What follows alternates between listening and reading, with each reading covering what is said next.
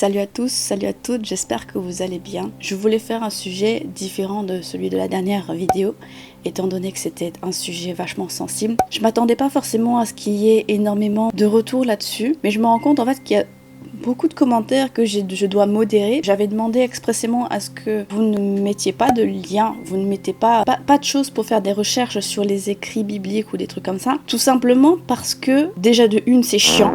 Pour moi, ça revient à faire du prosélytisme. Ça, c'est mon opinion personnelle. Je ne vous demande pas d'essayer de me convertir ou de changer mon opinion. Je suis athée, je suis en phase avec ça. J'ai perdu assez d'énergie, de façon consciente ou pas, à essayer de trouver des réponses. Et ça s'arrête là, tout simplement. J'ai pas non plus besoin que vous fassiez des copier-coller de votre commentaire pour le spammer, parce que les commentaires, je les vois. Tous les commentaires, je les vois. Si vous mettez un lien dans vos commentaires, le commentaire sera automatiquement bloqué. Je ne le verrai pas, ce sera dans mes spams. Donc ça veut dire que pour que je puisse le voir, il faudrait que j'aille regarder dans les spams. En aucun cas, il sera visible par les autres viewers. On dirait que vous faites ça par automatisme, c'est-à-dire que vous avez copié votre truc avant et que sous plusieurs autres comptes, vous mettez exactement le même commentaire à la virgule près, tu vois. Ça, c'est extrêmement énervant, arrêtez de faire ça. Maintenant que la parenthèse est refermée, je voulais vous parler d'un truc un petit peu plus léger. En soi, c'est assez relatif parce que la toxicité sur Internet, ça a différents degrés, ça a différentes façons de se représenter en fonction du site sur lequel vous êtes.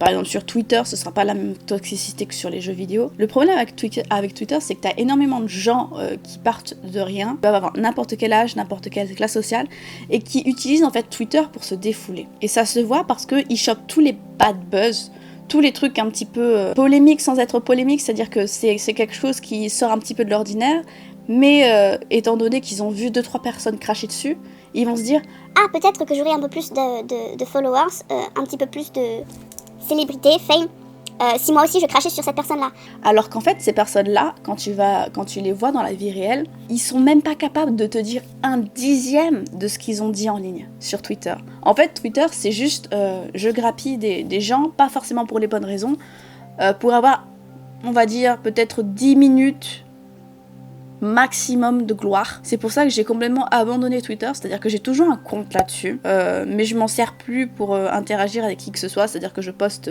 des liens de mes vidéos et ça s'arrête là. J'en ai marre de voir toujours le même genre de négativité sur ce réseau-là. Mon Twitter est quasiment mort pour cette raison. Je suis passée d'une utilisation de Twitter il y a quelques années, 50% du temps que je passais sur internet à actuellement moins de 2%, donc c'est assez extrême. Je pense pas que ce soit quelque chose de super intéressant de nourrir les trolls, parce qu'il y en a énormément, faut pas leur prêter attention quoi. La meilleure chose que tu peux faire avec ça, c'est ne rien leur dire, les bloquer, et éventuellement, si ça va trop loin, les signaler à un modérateur de la plateforme ou des trucs comme ça. C'est ce que j'ai fait, c'est ce que je continue de faire quand je vois des trucs qui vont vraiment loin. Concernant le site du StopFap, parce que je pense qu'il y a énormément de personnes qui suivent la pratique et qui ont un compte sur le site du StopFap qui me suivent encore, je suppose. Je vois vos commentaires, donc je pense que ce que je raconte, ça vous intéresse encore un petit peu, même si j'ai arrêté d'en parler de façon aussi intense qu'avant. Je suis toujours modérateur sur le site du StopFap et actuellement j'en suis à 432 jours, un truc comme ça. Je n'ai pas arrêté la pratique, je continue. Et un truc un petit peu plus précis, qui me tient particulièrement à cœur parce que j'ai repris Blood and Soul très récemment, ça fait à peu près 2 semaines que j'ai repris le jeu. Ça fait 2 semaines que j'essaie de rattraper un petit peu mon retard. Parce qu'en fait, ce qui se passe sur ce MMO, c'est que si tu t'absentes pendant trop longtemps, tu as énormément de retard à rattraper. C'est-à-dire que ton stuff, contrairement à Black Desert Online, donc BDO, ton stuff continue d'évoluer. C'est-à-dire qu'il y a toujours du nouveau stuff qui sort. Et pour pouvoir faire des donjons avec d'autres personnes, tu as intérêt, si tu veux avoir l'impression de taper un petit peu, de rattraper ton retard. C'est compliqué quand t'as des instances qui sont réservées à un certain level. Genre, si tu n'as pas suffisamment de régène, c'est même pas la peine de le faire parce que tu feras juste carpette, tu vois. Mais là, c'est pas la question en fait. Je vous parle de Blood and Soul, je vous parle des jeux vidéo en règle générale, parce qu'en fonction de la communauté dans ta langue, donc là, la communauté française ou la communauté anglaise, parce que ce qui se passait sur Blood and Soul, c'est que t'avais différents serveurs, un serveur pour les Anglais, un serveur pour les Allemands, un serveur pour les Espagnols, je crois. Enfin, je dis peut-être des conneries. Et puis un serveur pour les Français. Il y a eu énormément de vagues de joueurs qui ont arrêté le jeu. Je peux comprendre parce que le serveur n'est pas super stable et qu'il te fait crash des fois pour rien. Mais les développeurs ont jugé bon de rassembler tous les joueurs restants, donc c'est quand même un bon paquet de joueurs quand même, dans un seul serveur. C'est-à-dire que tu te retrouves avec les Français, les Anglais, les Allemands, les Italiens, les Espagnols, enfin, toute la communauté européenne en soi. Avec une grande majorité d'anglophones, c'est-à-dire que même si tu as des Allemands, des Italiens, etc., ils vont parler anglais pour pouvoir mieux se faire comprendre. Il y a du coup une communauté française qui est beaucoup plus restreinte, étant donné que tu as perdu énormément de gens. Et moi, j'ai recommencé un clan, avec des personnes qui reviennent sur le jeu depuis un certain temps, ou des nouveaux joueurs.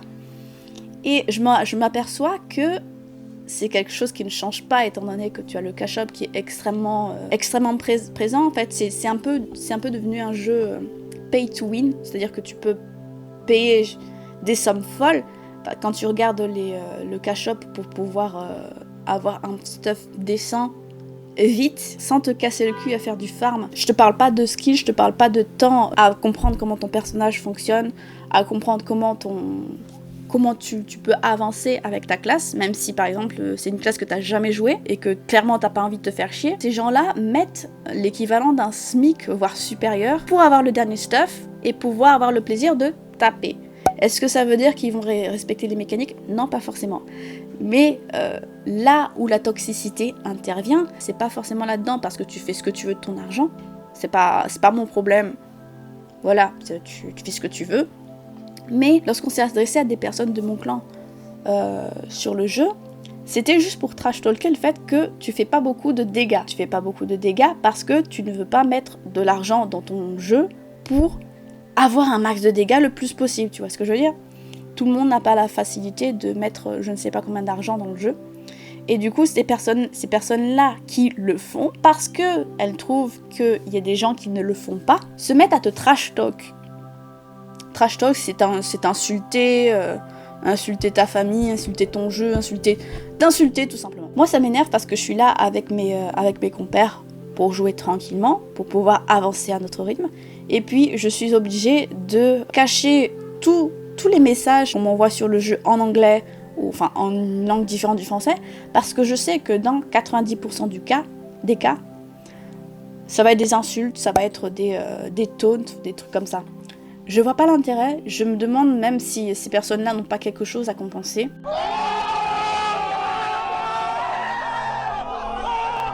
Pour dégrader les gens autant juste pour une affaire de stuff et de DPS,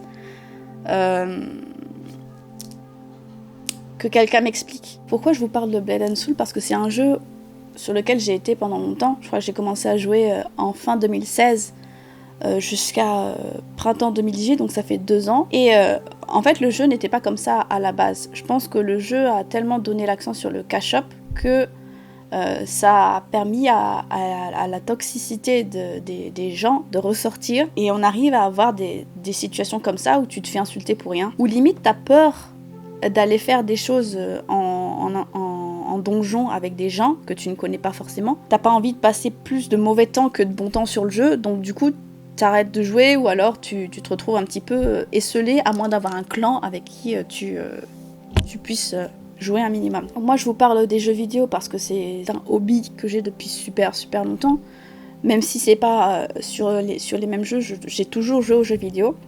Mais cette notion de communauté sur les jeux, je ne l'ai pas connue avant 2016, donc ça fait à peu près 4 ans. Et je la comprends toujours pas. Je peux pas m'empêcher quelque part d'essayer d'imaginer la tête des gens qui se comportent comme ça sur les jeux, ou sur les réseaux sociaux en général, hein, que ce soit sur Twitter ou ailleurs. Et je me dis, mais ces gens doivent être tellement tristes de vouloir à ce point compenser leur tristesse, leur colère, leur frustration, en déjà dilapidant leur argent, mais encore une fois tu fais ce que tu veux, mais en plus en t'en prenant à des gens qui ne t'ont rien demandé à la base. Je trouve qu'il devrait y avoir davantage de procédures vis-à-vis de ça, parce que en soi, quand tu signales quelqu'un ou quand tu bloques quelqu'un, tu as la possibilité de contacter les modos, de contacter les GM. Je pense que le serveur européen a vraiment beaucoup de choses à faire avec ça, parce qu'en soi c'est pas un mauvais jeu. Le problème c'est la communauté que t'as dessus. Je ne sais pas de quelle tranche d'âge à quelle tranche d'âge c'est, parce que j'ai joué avec des personnes qui étaient adolescente. Je crois que la plus jeune personne avec qui j'ai joué avait 13 ans. Et la plus âgée devait en avoir 50 à peu près. Donc il y a vraiment toutes sortes de personnes qui jouent au jeu, mais en ce qui concerne les jeunes, genre adolescentes, début de l'âge adulte, jusqu'à 20 ans, 25 ans, se dit que tu peux agir, tu peux dire des choses en toute impunité sans qu'il se passera jamais rien. Et le problème, c'est que j'ai l'impression que les modérateurs sur ce jeu-là nous prennent vraiment pas au sérieux. Je pense que sur d'autres jeux vidéo, c'est beaucoup plus strict, c'est beaucoup plus rentre-dedans quand tu as des personnes qui sont vraiment trop toxiques pour la communauté. Mais en fait, je comprends pas. Je pense que la priorité est ailleurs. Mais que ce soit sur les réseaux sociaux ou sur les jeux, si t'as pas un minimum de choses qui est faite pour gérer cette partie de la communauté qui est vraiment, on s'en passerait. Il y a énormément d'utilisateurs, énormément de joueurs qui vont arrêter de jouer ou qui vont juste jouer une fois tous les 36 du mois, quoi. Juste à cause de ça. Parce que pour moi, ça pourrait être réglé, tu vois. Et je voulais vous en parler parce que je me demandais en fait si c'était juste moi ou vous avez aussi dû avoir le même genre de rencontre, entre guillemets. Comment est-ce que vous faites, vous, lorsque vous êtes face à ce genre de personne qui a un complexe de supériorité, on va dire. Je me rappelle de quelqu'un que j'avais croisé en donjon, qui nous avait dit ouais, tireur d'élite et archer, ça sert à rien parce que vous n'avez pas réinitialisé les compétences de tout le monde. Alors qu'en soi, le mec, soit ça faisait longtemps qu'il jouait, soit c'était un gros cash-hopper parce que il avait un stuff qui sortait du futur, quoi. Et en fait, ce qui se passe quand tu as des personnes qui ont ça en jeu, c'est que tu n'as pas le temps, quand tu as un stuff un petit peu plus petit, tu n'as pas le temps de toucher le boss, tu n'as pas le temps de lui faire des dégâts. Du coup, forcément, tu as une contribution sur le boss qui est beaucoup plus petite que la personne qui a un stuff du futur, tu vois ce que je veux dire ?